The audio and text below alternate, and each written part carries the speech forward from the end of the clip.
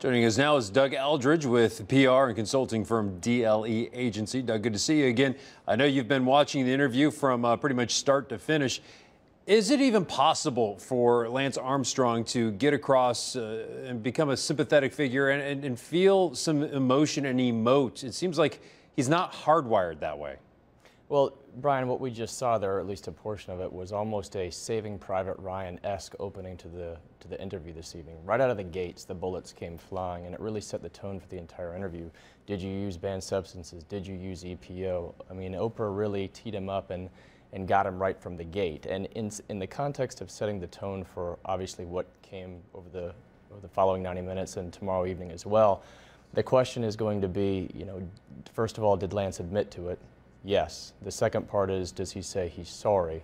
And we also saw that as well. So, when we talk about whether or not he can engender sympathy, understanding, I'm not sure that's really in the scope of things. I'm not sure that's really on his goal sheet at this point so much as it is to, for the first time, say, yes, I did it, and I'm sorry for doing so. Yeah, but if you're going to do this and lay your whole life out there, I think that people in the world of public relations you'd want some people to feel sympathy for you. And here's a man who has slandered people and sued people all under a lie. He was a bully. He admitted being a bully, but it doesn't seem like in the court of public opinion, from what I've seen online tonight, that it's getting him anywhere. I mean, ultimately, I guess, what's the goal if you're not trying to get sympathy? Right. Well, you hit the nail on the head there, because we're really dealing with two courts. One is the court of public opinion, and the second is the court of law. Thursday was the presumed deadline for the federal government to join the whistleblower lawsuit under the False Claims Act filed by his former teammate Floyd Landis, which has tremendous nine-figure implications and potential jail time as well.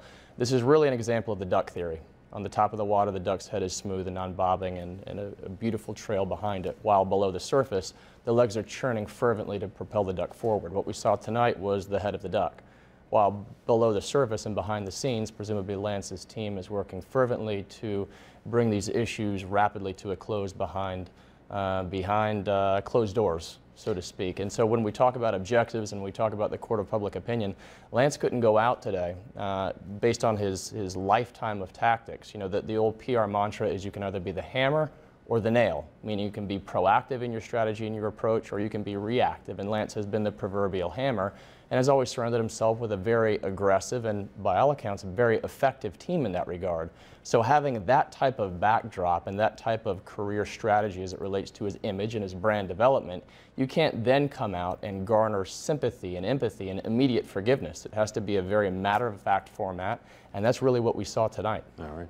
Doug Eldridge with PR consulting firm DLE Agency. Thanks for coming in this evening. Thanks, Brian.